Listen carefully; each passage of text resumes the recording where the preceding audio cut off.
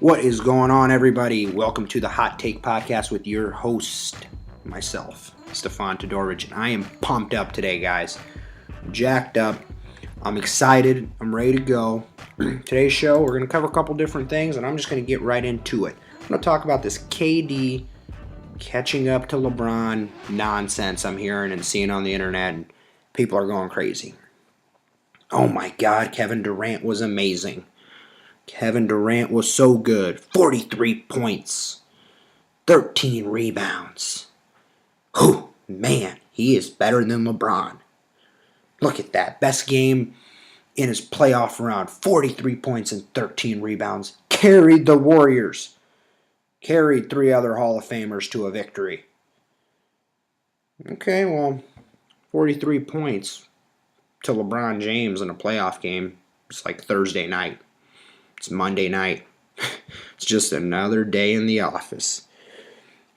This whole playoff run for LeBron, he's got 6 games already where he's scored 40 or more. 6. But you're telling me, Kevin Durant, and that proves my point a little bit as well. That shows you the leaps and valleys and so many things that are in between the two of them. Kevin Durant drops 43, we go bananas. LeBron drops 43, and we're like, just another day. Just another day for that bad man from East Akron, Ohio. Just a bad man right there. It's just another game for him. Just another game. Kevin Durant gets 43, and you guys go crazy. Relax with the recency bias. You guys are prisoners of the moment right now. And I get it. It's very easy. It's very easy. But I'll tell you one thing. First, I love Kevin Durant. I love his game, and I think he's probably the second best player in the world. I still think he's number 2, and it's by a large margin. I'll tell you why. Kevin Durant needs to do 2 things for me to be convinced that he's on LeBron's level. Not better than LeBron, just on his level. 1, he needs to show up in big games and big moments. It's number 1. Number 2, he needs to show me that he could carry a team to the finals. But Stefan, you're not giving him any credit. He was big in a big game last night. Guys, not Visa, not MasterCard. I keep telling you, I'm not in the credit business. I'm in the keep it real business. When you're up 2-0 in a series and you're the favorites, that's not pressure. He knocked a shot down when they were up by 3 points. He knocked down a 3 that sealed the game. I get that. That was a good shot. It was incredible. Maybe 3 or 4 players in the league could even think about shooting that shot. But that's not pressure. You're up 2-0 in the series and you're up by 3 in the game. You miss the worst case scenario, they make a 3 and they tie it. It's not a big moment. But let's talk about KD's big moments where he did not show up. Should I go back as far as Game 5 of the 2012 Western Conference Finals? NBA Finals? No, I won't, because you guys won't remember. And you guys will just listen and agree and think I'm right. So I'll just go back to stuff you guys are going to remember. 2016, baby, 2016. What a great year that was. A lot of good things happened for me in 2016. A lot of bad things happened to the Durantula. He's up 3-1 against the Warriors, okay? 3-1, closeout game. You'd think there's not that much pressure. You're up 3-1, but you know what Golden State's capable of. You want to close them out. Keep talking about this over and over again. Game 5, excuse me. He was okay, did some things. Fine, Golden State, we knew they were going to win that one. So now you're up 3-2. Now backsides are getting tight. As Stephen A. Smith likes to say, palms are getting sweaty. People are getting a little bit nervous here. Now you're 3-2. Warriors looking good. Game 6 was an embarrassment for Kevin Durant. He shot them out of the ball game single-handedly. 10 for 31 in Game 6.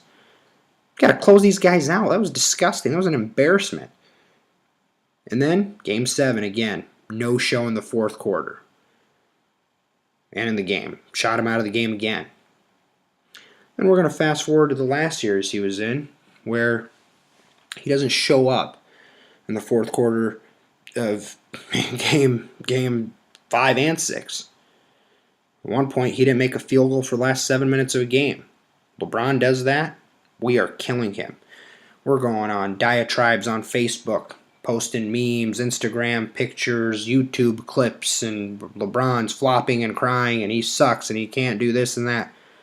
We don't say anything about the Durantula. Say nothing about him. We say nothing about KD. He disappeared in 2 back-to-back fourth quarters where his team needed him. The magic eraser was P.J. Tucker, a 6'5" hybrid point forward center deal, whatever he is. Trevor Ariza. Hell, Chris Paul, when he switched on him, did a good job. Got a couple rips on him. Come on, guys. He's good. He's really, really good. But I will continue to say this till he proves me wrong. KD is a front runner. Don't get me wrong. 40 seconds to go and I'm up 4.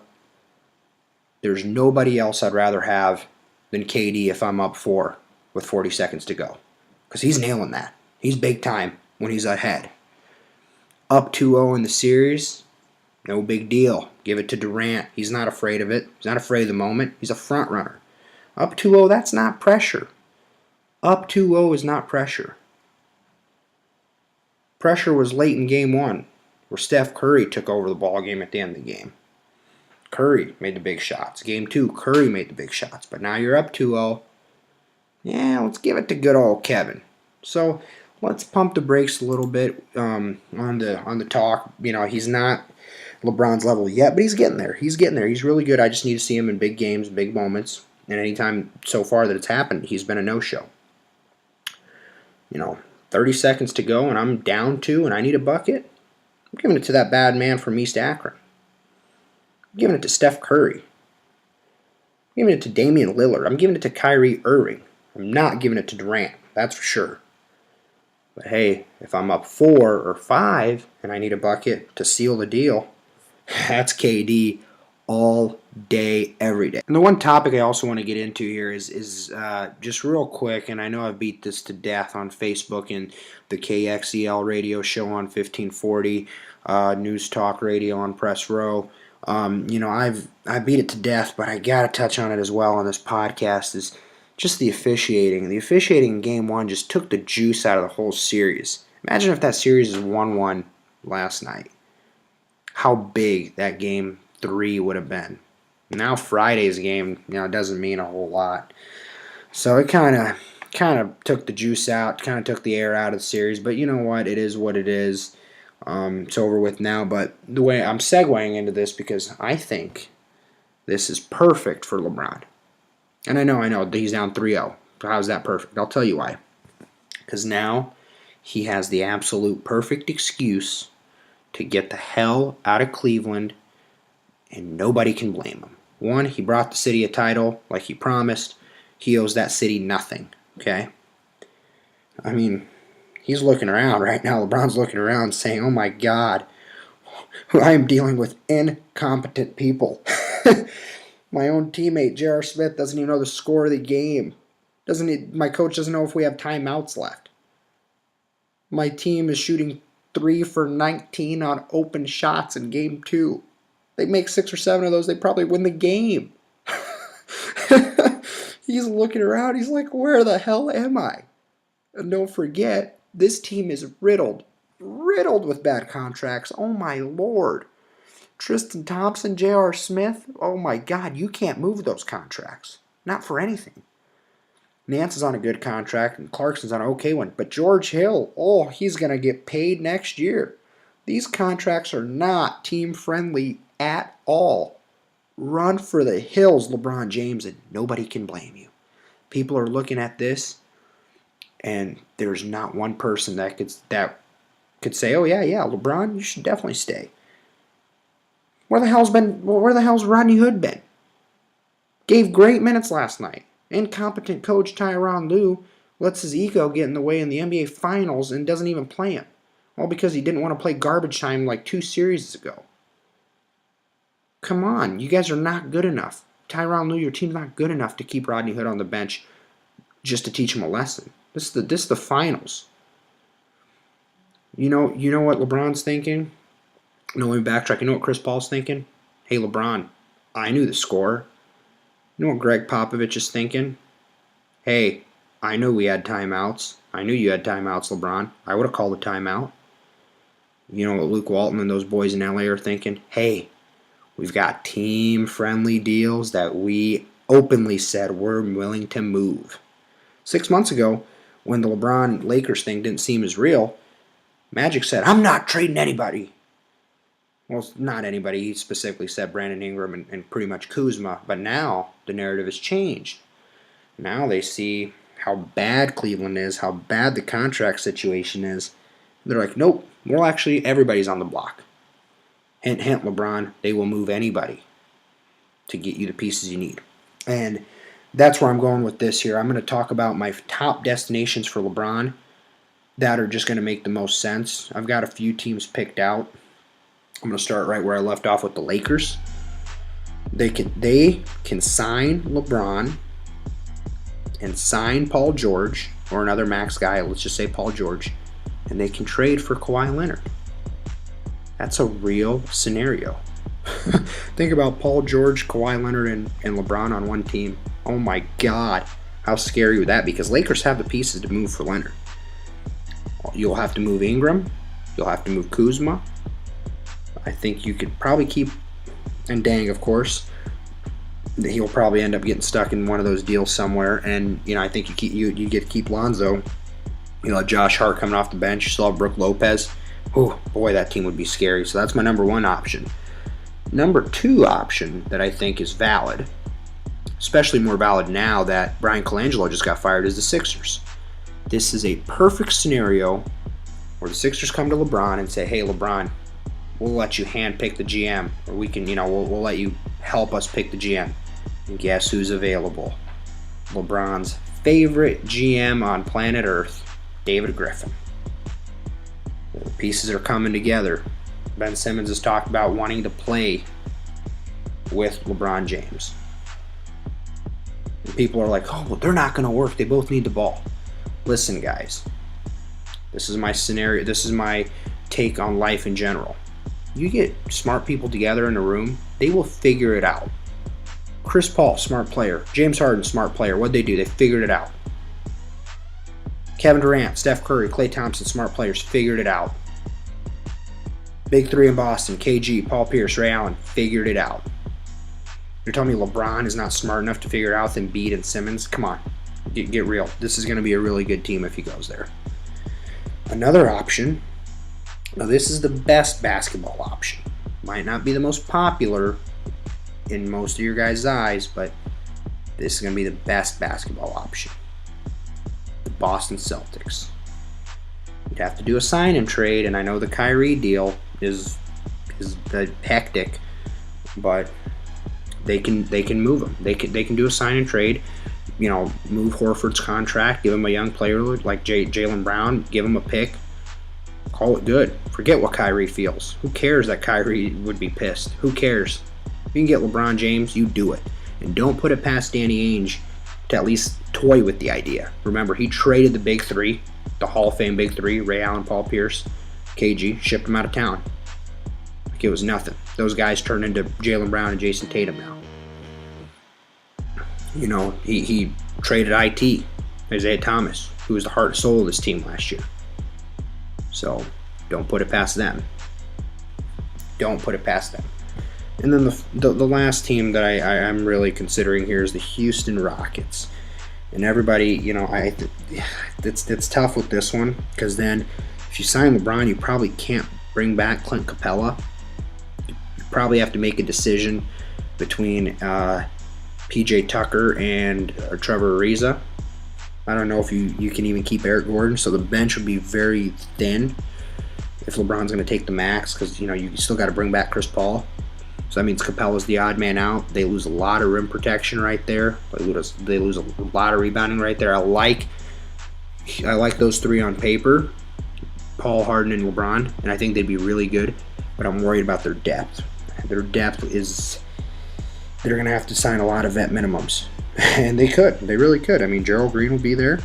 You could probably snag a couple free agents, the Pachulias of the world, and who knows who else, maybe. Whoever else is available, but they would be really strapped on depth. And that's my concern there. Just keep in mind, guys, also this show is sponsored by Jason's Cleaners, 5-star cleaning service, 515-669-8908.